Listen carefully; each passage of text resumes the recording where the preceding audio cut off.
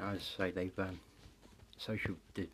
decided to take us to court for arguments between me and the wife from 3 and 4 years ago.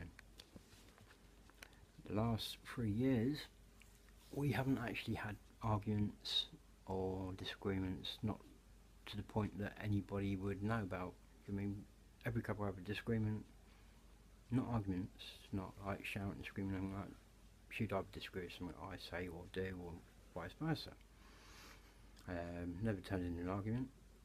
I mean, we soon learned, when we were arguing, we soon learned that it was upsetting the children. When social got on our case, it made us think and realise that if we're not careful, our arguments could end up costing us our family. So we soon turned it around. So I just can't get my head around it, and neither can my wife. How 3 years later, when there wasn't any issues, can they then decide to take us to court and say, well, we're removing your children for possible future emotional abuse? It's not right. 2 of them have gone into care of a relative, which the older 2, Kevin and Toby, now under an SGO. The younger 3 are in foster care, temporary for the time being, but they've been given the go-ahead for a placement order for adoption. We've put an appeal in, we're fighting good and proper. Now, one thing that many people do know about me, if you do know me, is for as far back as I can ever remember, I've sworn one thing, and whatever's happened in my life, there's always been that one thing that has always been the same. My dad wasn't around for me. I was 3 years old when he left. I never really got to know my dad. I still don't really know my dad. It hurts, especially due to the fact that he knows who I am, he knows my number, and he can't be bothered. It's down to the same old. All he thinks about is himself and what he wants and what he needs, not about his grandchildren, his son, his daughter. So of course, common sense goes to tell you that one thing that I've always sworn is, I'm not going to walk out my children, and I'm not going to let my kids down. So for somebody to come into my life and take them away and say that it's because of possible future emotional abuse,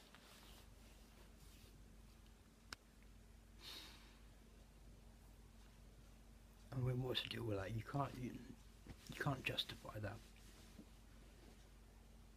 How can you justify possible future emotional abuse?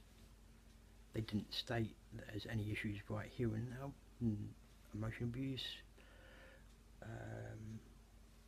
physical abuse, sexual abuse, nothing at all. Nothing whatsoever. But then they remove our children for possible future emotional abuse.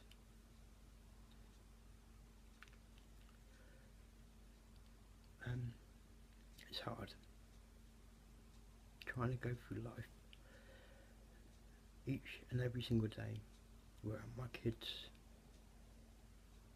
It's torture. I wish it on my worst enemy. It's a pain I can never explain, and it doesn't get that much easier.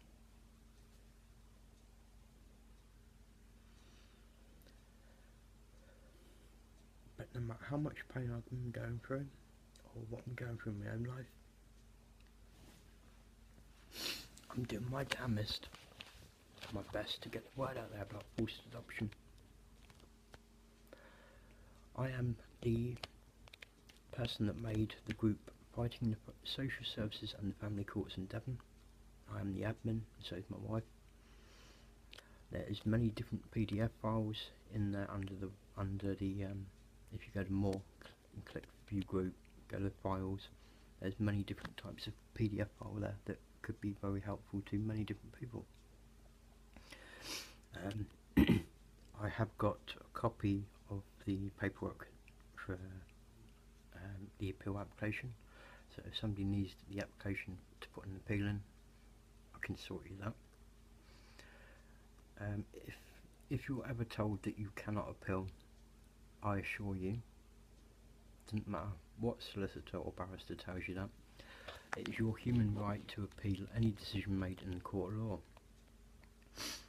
If you're on benefits, I've got a form that I can also provide you that you fill it in, take your benefit letter with that and the appeal application, take it to the court that way you went to that made the decision, hand it to them, and this paperwork, it basically waives the cost of the fee for that appeal as long as you're on benefits. If you're working, unfortunately you've got to pay for it. In Devon, extra Crown Court, it's £225 for the appeal. I've got the information there explaining how to fill it in, etc. Yeah, I mean, I'm going to spend each and every single day for the rest of my life fighting forced adoption. No two ways about it. Even if I get my kids back into my care, I will still carry on spending my life fighting these bastards. It's not right, it's not fair, and it is not the United Kingdom way. This is meant to be Great Britain. The truth shall set you free. Justice system, you know, where the hell is the justice system? I mean, there's lots of many different people out there that are trying to help parents in this sort of situation or any situation fighting social services. But yeah, that's me, that's who I am, that's my story. Like I say, Saturday the 12th, which is this Saturday, 2 days time, I will be outside Exeter Central train station with my wife doing a rally for forced adoption. Please feel free to stop by and say hello, just to kind of show your support. Don't have to stay, don't have to join in, but if you do want to come along, the more the merrier. The more people there, the bigger the impact's going to be. The more will be seen and heard. Means that people might start to take notice, and it might actually save somebody else's kids. You'll be doing a family some justice, so to speak. Now, for you lot out there, do you mean putting my freedom at risk here? But there's one thing I do believe still in, which is human rights, freedom of speech. Well, I'm still gagged, unfortunately, but that's down to the social worker, Mrs. Kim Cox, The Guardian, which is what was her name? I can't think of The Guardian at the moment, but the judge, the Honourable Judge Holton, legal teams, Helen Lush for the social. I can't remember the one for The Guardian, but The Guardian is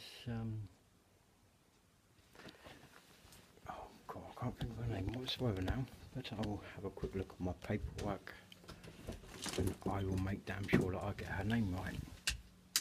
But she left the job even before my case had actually come to the final hearing, like the last hearing of our case. She'd left before that. How you can work that out, I don't know. Do you mean if you're a guardian and you're dealing with somebody's case and you're meant to be there to make sure the kids get what's right or do what's right by the kids, surely you're meant to be there till the end. That's what I thought anyway. But apparently not, because she left quite happily before that. Oh, there you go. The Guardian's name is Stella Ann Jeffries. Now, Kim Margaret Cox, her registration number is SW70083. Stella Jeffries Guardian, her registration number is SW09806. Other ones you want to be looking out for and being very, very dubious of is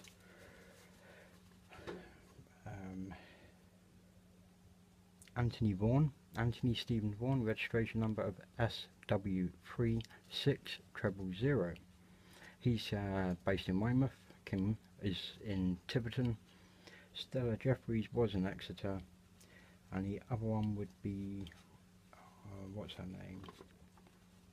Nikki Louise Slavin, and the registration number is SW16736. She's a Yeovil-based social worker.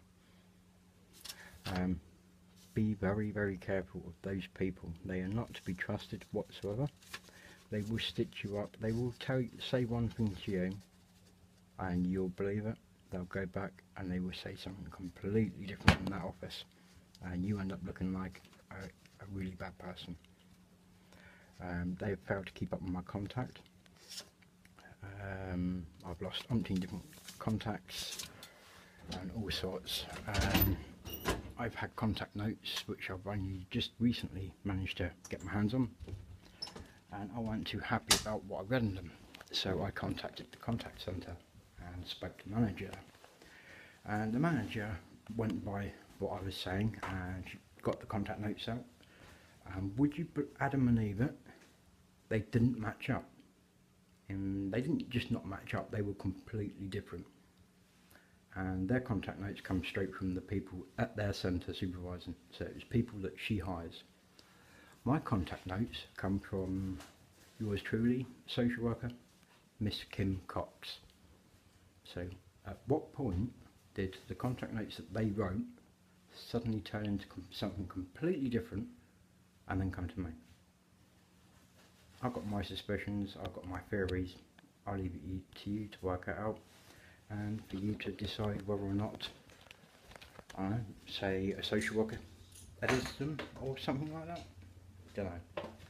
Right, a couple of leaflets I'll be handing out on Saturday is this one that I borrowed some stuff off Facebook from other people, because I think that it's it's got some really good impacting stuff done. The person that designs those pictures and stuff, I think she does an incredible job, and hence why I've used them.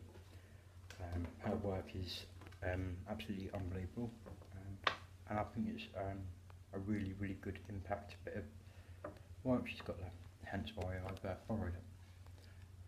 This one.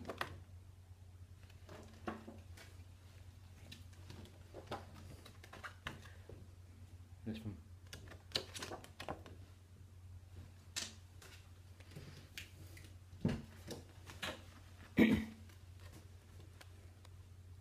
And this one.